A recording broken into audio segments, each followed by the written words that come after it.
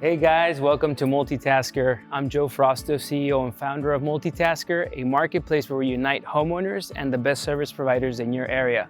But today I want to welcome you to our podcast. It's called the Home Solutions Network Podcast, and we're going to be introducing the top service providers, clients that have used our marketplace, and some of the people that direct this company, and very exciting stories. The goal of the podcast is to save you time, save you money, give you insights, give you tips, and create value for your home.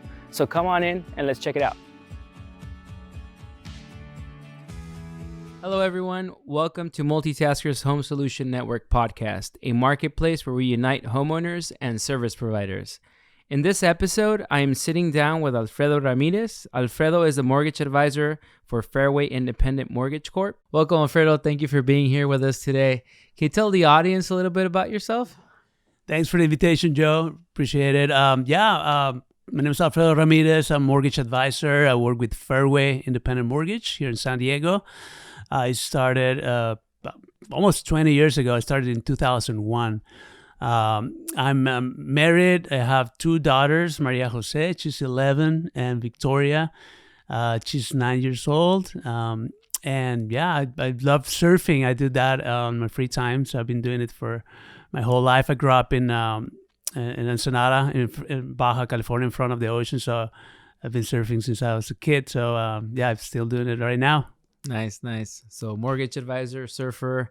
You also became president of NAHREP this year, correct? Yeah, president of National Association of Hispanic Real Estate Professionals, the San Diego chapter, which is a founder chapter here in San Diego. NAHREP is now the largest Hispanic network in the country. Over 100 chapters and over 17,000 professionals. We are the voice of Hispanic real estate and promote Hispanic homeownership. So I became president the end of last year. So I'm the 2021 San Diego NAHREP president. Nice. I didn't know it was, so this chapter was the original chapter then? Yeah, this is Gary Acosta, the founder. He's from San Diego, so he started a chapter about 20 years ago, NAHREP, here in San Diego, and now like I said, it's the largest Hispanic network in the country. Nice. And surfing. Tell us a little bit about surfing. So I started at a young age. I started competing when I was young. And then I, locally and then nationally. And then I was, in 1998, I was part of the Mexican team that went for the World Championships, and we went to Portugal. Lisbon, Portugal, and we competed there, represented Mexico. So that was a big thing for me back then, and I kept surfing, but now I'm coaching kids. So I coached the junior national surf team for 3 years, and we traveled to Japan, and what else? We had a contest here in California that we coached. So it's great. It's good to just keep them pumped, keep them motivated, and the ocean's always changing. There's and we just need to adapt, and I feel like that's kind of life is the same. There's things moving, things change. It's just the person that adapts and gets in rhythm. It's who does best. So 100%. I respect the ocean so much. Like I could swim, but surfing I haven't done it yet because I haven't like met someone that I can tell me like, hey, let's go out together. Now I know okay, you. So now we have to go. You're gonna have to teach me. I like to do things that I know I'm afraid of. I just like to go at it. We're in California. Let's do it. We have to do it. So let's go back to when you started. So 2001. I started in 2003. So I think one of the biggest things we're going to remember is 2008, right? So it was a crazy year. Nobody expected what happened. Tell us what you went through in that year and how you came out of it and now even become president of NAHREP, right? So I'm assuming you learned a lot in that year. It's crazy because what happened before, it's even crazier too. It was kind of like what just happened in the last year here. Prices were going up, interest rates were okay. Not like now, but they were good, and then the bad thing then was those bad mortgage programs, products. Had the 100% financing, the interest only, the negative amortization programs that that actually were really bad for consumers. So yeah, I mean, that's kind of like, we were really busy, 04, 05, 06, and then things got really, really, really difficult, especially for me. I was working with the subprime borrowers. I have foreign national programs, so all those ones went away like almost one day after the I other one. remember. It's just crazy. I remember. And so it's just and I feel like going through difficult times, it's just you have to just be consistent, and then have good relationships, have good coaches, good mentors that can help you through those years. And that's, in my case, that's kind of like I built from those relationships that I created then. And it's just talk to the right people, surround myself with good people, and here I am. It's just completely different market, but it's it's just the motions that we go through in this industry. It's another experience. Great learning experience. And I imagine there's a lot of things you went through those years that now made you stronger and make you make smarter decisions. And if it ever happens again, I'm assuming you'll take it in a different stride, right? Yeah, completely. Yeah, no, it's almost. Yeah, it's completely different the way the business is. You learn, and then you apply the things that work in the past, and then learn from the mistakes. But yeah, it's more stable now. The inventory back then was one of the things. There was just so many homes at one point, the foreclosures and all that. And now have better programs, and then it's more stable. It's more healthy. Mm-hmm. Yeah, it was crazy back then. Rates were higher. It was funny. I was talking to some clients the other time, and they were thinking that rates were really low back then too. And I'm like, no, if you remember, you go back to it. High sixes, I remember. Averages were in the 5, 6s, and right now they're 2s and 3s. And people are like, what? There's 3? Yeah. They forget that. Yeah, they forget. Yeah. Median price probably was way lower than the way it is right now. Of course, it's at 8, in the 800,000. So yeah, it's completely different. But yeah, rates are lower. But yeah, it's completely different. Yeah. And so right now, I mean, yes, the market is much different. It's much more stable in many ways. But also with stability, from what I've seen, a lot of the bigger banks have a lot of leverage, right? Because there is more predictability to the market, so they can create more products to take a larger piece of the industry. So how do you compete with them right now? Like what do you do as Alfredo? And I mean, I'm assuming it does help to be president of NAHREP and all that, but how do you compete with larger institutions? It's just the service, the relationship that you create with your referral partners, with your clients, with your past clients. It's just the wow experience that we provide that the customers like, or 70% of all transactions, they don't go well.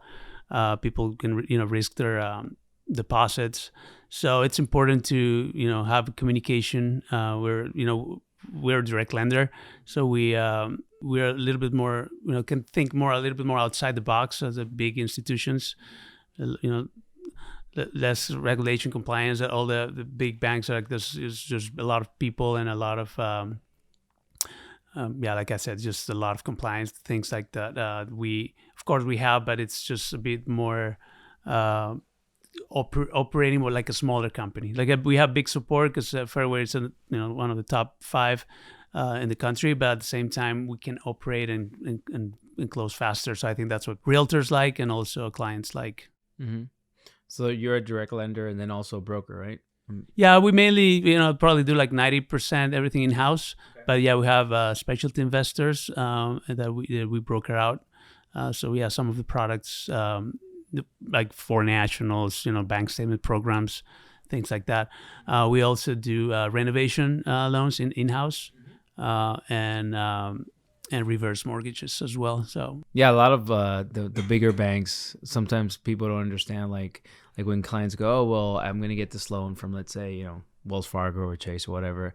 And they don't understand that it's super cookie cutter and there's a lot of red tape, right? And so if you don't fit that box, you're pretty much out of the equation. And so that's when guys like yourself come in the picture, where you can guide them into, hey, well, you don't fit to this particular program, but we can put you in this one or this one or this one. Or if not, you can guide them into, hey, fix your FICO a little bit or do this, and then we can get you into that program, right? And so yeah, the mentality is like, how can we make this work? And that's how we focus on it, as opposed to some of the bigger banks, like maybe getting an excuse to not do the deal or something. Yeah, agreed. And so right now, let's do a little mortgage 101 for people. So when they're gonna buy a home, why go with you? Why go with Alfredo? And then do you need a mortgage banker, mortgage broker to be able to go and get the home, or do you go and just look at the home first and get a realtor first, or what do you recommend? Yeah, so I think that's one of the big mistakes that people do when they think, I want to buy a home. They start looking at homes, and they fall in love with the perfect home, and beautiful with a pool with a view, and they don't go to the financing and make sure that they qualify for the home. Right now, there's a lot of competition. There's not many homes available. The inventory, we're having a little bit more homes right now, but it's been really, there's a lot of competition. So you have to be ready, not only with the pre-qualification, but like a full pre-approval. That way, the realtors can be more aggressive on their offers and actually get that offer accepted, because there's a lot of people trying to get homes right now for months or even years, and they get overbid and they can't get a home. So that's what we do. We have 2 underwriters in my team, in-house underwriters. We go very thoroughly on each pre-approval. Basically, they're almost like an approval that we know exactly where they're at. We know exactly how much they can afford. And we issue a pre-approval letter to the realtor, and then they can go and we can close in 10 days, 15 days. And we can be really, confident and show very confident with the seller that we can close, and we can close on time. Nice. So you guys do that. You guys offer pre-underwrite. That's really good. Yeah. So for if you don't understand, guys, like first pre-approval is just looking at FICO and income and DTI, your loan to value, like how much down you're putting down. And most banks or brokers, they'll give you just a simple pre-approval saying, yes, it looks like you'll qualify for this or that. But then once you actually are making an offer, once you get approved, then you have to submit all your paperwork to validate that it's true. Pay stubs, taxes, etc. So with doing the underwriting beforehand, they ask you for all documentation beforehand. So now you become more of a cash buyer because it's an actual full approval to where they're just tying it to the home to make sure that what they qualified you for, you're buying that size of a house, right? And so now it gives you an advantage of trying to close within 2 weeks or less, instead of going through full underwriting that'll take you a month or month and a half, exactly. or 2 months, right? Yeah, we might take 1 day more, or a couple of days more to go, on the pre-approval, but it's worth it to the buyer, it's worth it to the realtor, it's worth it to everyone. We identify red flags, and we, focus on getting those fakes, or if it's something on the credit, or if it's something, whatever it is, we get the letters of explanation, everything, and then we just issue the letter. So yeah, especially in this market where there's not that much inventory, people are competing for the houses, so it helps to have that, right? Yeah, the sellers, they want to see like a strong buyer, someone that went through the process, that is ready to go, that that he spent the time and he's ready. So it's different times for sure. It's not easy to get offers accepted right now. So if people don't know Alfredo, or you didn't exist, right? What would you tell people when they're talking to a mortgage advisor, mortgage professional? What should they look for? Well, when people is looking for a mortgage, a lot of people think about rate. Right? What's the rate? What's the what is the interest rate? Because that's what people want to ask, or maybe that's what they hear. And it's important. Interest rates are important, but the most important thing is that you're working with someone that you trust, that works at a company with good reputation, and then it can actually close the transaction. We're really competitive with rates, and like I said, it's important. But like I said earlier, 70% of all transactions, they go bad. They don't go well. people risk their deposits.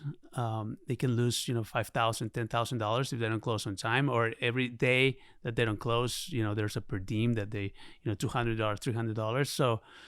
So I'll let tell people that to just work with a team, not just a mortgage advisor, but maybe a mortgage advisor and a realtor that work well together, and team up and work for the client, because that's how we do it. We have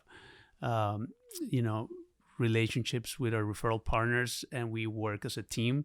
Not only realtors, but also escrow companies, construction companies, and we all are a team for the buyer, for the client.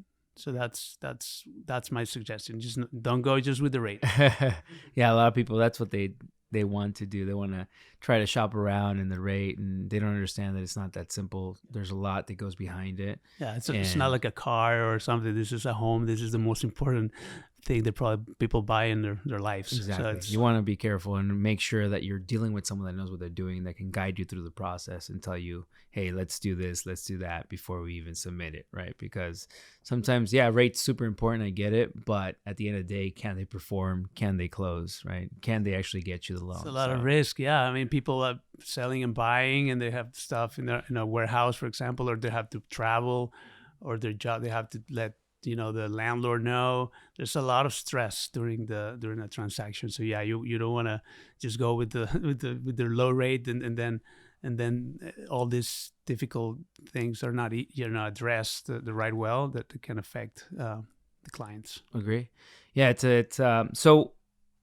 For example, when you're self-employed, though, it gets a little bit more complex, right? So I know a lot of people are self-employed, or they're, independent contractors, or they have their own business and, a smaller business, or maybe even a larger business, right? And so at the end of the day, it's more complex to get approved, even though, hey, I'm making this money, I promise. Yeah, but in taxes or this, it doesn't reflect the way the banks want to see it. So what do you recommend? Like, what do you tell people that are self-employed? What should they prepare for before they try to purchase a home? That's a good question.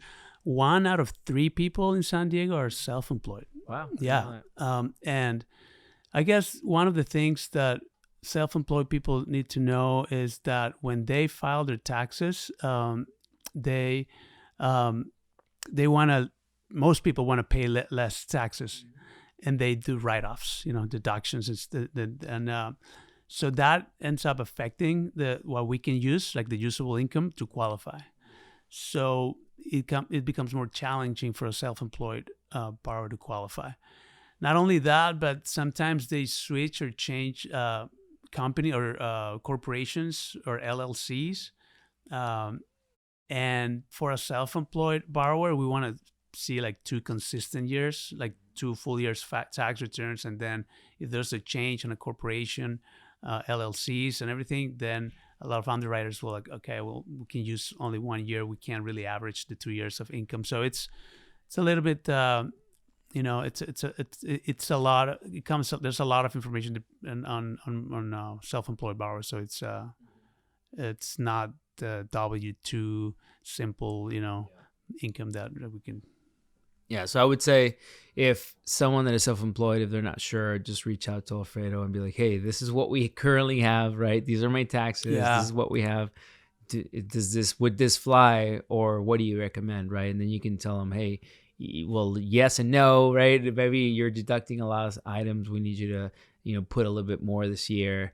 And yes, you will pay maybe taxes, but at the end of the day, it'll get you the home, right? And then eventually, once you have the house, if you want to go back to deducting more, exactly, you can do that. So and that's what it's important to see, like not just individual taxes, but the corporation taxes for 2 years.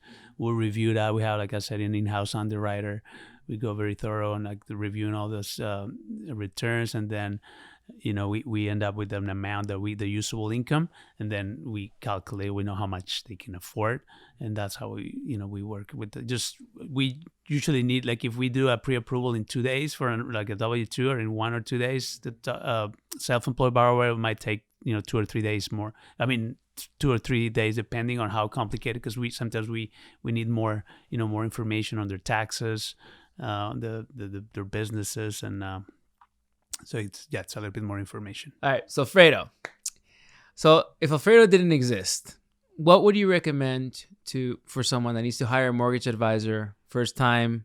What would you think is the biggest, most important thing that they should look for? It's their most important financial decision in their lives, right? So they want to know, they want to buy a home, they want to know that the transaction is going to close, that they're working with a company and a person with a good reputation that knows what they're doing, that have good process, good team. Rates, interest rates are important, but they need to focus on who's gonna get the deal done. 70% of all transactions don't end up well. People risk their deposits. It's gonna be stressful. So we're just focused on hassle-free transactions, and that's what I would recommend more. Just people focus on someone that is gonna make it happen, good reputation, honest, and of course, rates are important, but it's not the number one thing. Agree, 100%. Yeah, as I was telling you earlier, I've been in the industry almost 18 years, and I remember that was the first thing that I always ask: what rate can you get me, right? And I always tell them, look, I can get you any rate you want. It's let me see what I'm working with. Let me show you what I can do. Let me show you my transaction history that I can get stuff done. And if I can't get it done, I'm going to tell you straightforward, right? Because the last thing we want is to make them risk their deposit or going through this huge endeavor and then they can't close it, right? And so I agree 100%. Great. So question that we see often is low credit scores right now. I mean, if we go back to 2008, there was a lot of programs back then that we can do, a lot of subprime going on.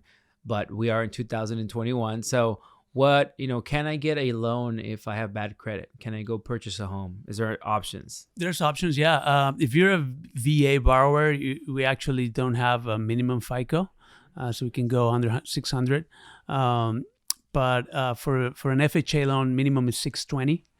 If people have bad credit, we can address the issue, make recommendations, run a simulator. We can run a simulator to see if they pay this and this card, how high their FICO score can go. Okay. That's good. So we do simulator, and then we just suggest that people keep like 20% of the balance, and then have like maybe 3 open trade lines, and then the history is important. So the older your credit cards, the better, because they're building history. So don't close that when you pay them off, but just keep them open. Great. Yeah. Great. Well, you can guide them through that, which is great. So anybody that has bad credit, it's not the end of the world. Just reach out to Alfredo. He can tell you what to do if you can't do it. Great. So as you know, Multitasker is focusing a lot in ADUs this year. It's the ADU golden years, we're calling it this year. So let's talk about ADUs. I'll give you a question on that. Tell me first, being the president of NAHREP, I'm assuming you're talking to a lot of realtors, talking to a lot of people out there. And are you hearing the buzz on ADUs? What are you hearing? Well, that's actually our first event of NAHREP this year about IDUs. So yeah, we're aware there's a housing shortage in the country, and just building an ADU, it's probably a smarter decision, especially now that the concept after COVID, like the concept of a home, it's changed now. This is like the value of a home is. It's more now after COVID, and we see that with millennials that were living maybe in an apartment with a roommate. Now they're the driving force, right? The last year and a half, and to buying homes. That's that's where they work. That's where they live. An ADU can help having in the future rental or an income property also. Relatives can stay, and then it's just you have the land, you own the land already, so why not building so it's especially right now more than any other time, it's very important. So what would you say are the biggest benefits of doing an ADU? Well, by adding an ADU in your home, you're adding value to your property. It's a lot of people don't know. Like if you invest, like $100,000, you can, sell the home maybe 250 or 300 higher price in the future. So that you get immediate value on what you put in, and then also for the future, if you have kids or you have grandma coming to your house, then you have a place for them to stay. So there's a lot of benefits, and you own the land. If you have land, instead of buying at a different area, you already have an area to build in. So why not doing it in your own home? Right. Yeah. We see a lot of people wanting to build an ADU to create rents, rental income. And that also helps you, I'm assuming, in your taxes, right? To be able to get a loan if they report it and everything is being recorded properly, I'm assuming. Exactly. Yeah. As long as they report that income, yeah, it's an additional income that we can use for people to qualify. So there's a lot of benefits. If I want to build an ADU, what type of loans do they have access to from your perspective on what you can offer them? Yeah, so there's basically three ways of doing it. I guess the most common one right now, especially with all the equity on people's properties right now, it's just a regular cash out refinance, especially because people can get like a fixed rate, a low fixed rate. We're still at historic low rates right now. So that would be one way to do just a cash out refinance. We can go up to 80% loan to value. The other way, it's a home equity line of credit that you can usually they're adjustable rates, and you can go to any credit union or bank, and they can do a home equity line of credit. We call them HELOCs. Do you do those? We don't do. We only do HELOCs for purchases, but for like standalone HELOCs, we refer them. Okay. And then I guess the other way to do it is through a renovation loan, and we have a renovation department, so we can do those ones as well. So yeah, like I said, the most common one would be a cash out refinance, especially right now. Home values are so high, so there's a lot of enough equity for people to pull it. It takes a cash out refinance. It takes 30 days. You can still get rates in the threes, sometimes even low. So yeah, it's makes sense. Makes sense. So talking about we've been going back to 2008. I mean, the market is very cyclical. I think right now it's been interesting last couple of years, right, with the pandemic and everything. I think a lot of people have, including myself, have been expecting that there might be a down cycle, not 2008 like, but something along those lines. Nothing has happened yet. Everything's been good. We're 2021. Do you expect anything to happen? What are your thoughts, or what do you think other people should look for in the next couple of years? Do you think we're going to see some softening in the market, or? Couple things that we didn't have, back in 2008. But the most important probably one is the inventory, right? There was a lot of inventory back then. There's no inventory right now. That's number one. Number two, we have all the millennials buying. It's a really, really big group of people that were born, I think it's after 1980. They're driving. There's a lot of people going into the market in the next few years. They say like the inventory that we have, we're gonna take probably more than 5 years with the amount of people trying to buy right now to catch up. So those two things are indicators that this is not gonna slow down. It might adjust a little bit, but definitely nothing close to 2008. Nothing close. Yeah, no, I agree. Yeah, supply and demand is super important, and there's not enough supply right now, and so there's a lot of demand, and so when that happens, there's really no shortage, right? Yeah, I agree. So Alfredo, last year, Multitasker officially released our VR technology for homeowners and realtors.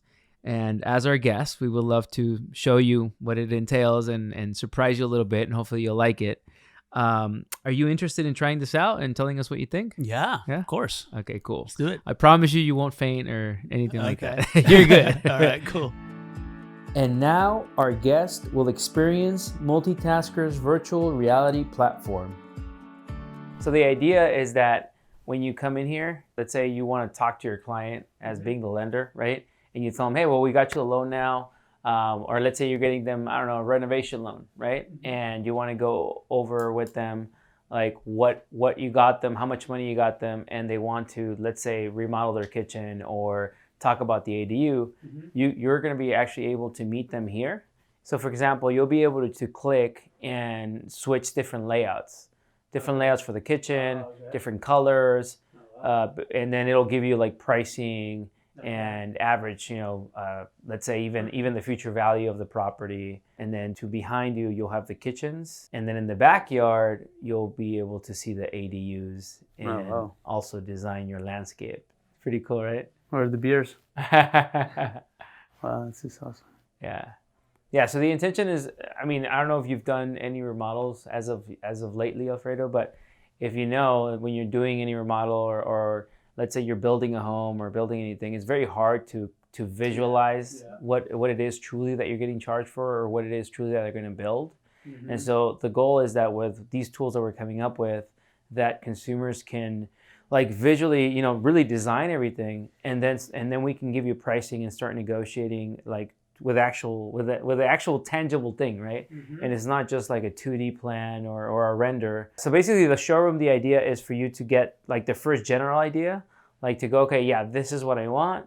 And then we'll go ahead, once you become our client, we can go ahead and actually place this ADU, let's say in your backyard, and you can thoroughly see like how your backyard will look with this, if it fits right, if you are still good with this layout, or if you want it smaller or larger, or et cetera, et cetera. So wow, really amazing.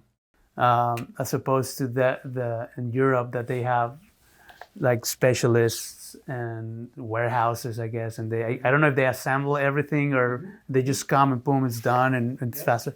So is this making any change or progress or anything on that? We are working with different technologies, even on the building side, with different companies that do exactly what you just mentioned.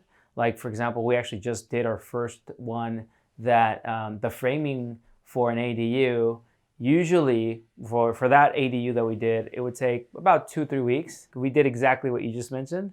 We had it done in 4 hours in the site. Wow. It was pretty crazy. Yeah. So people were like, what? That is done? And we're like, yeah, 4 hours.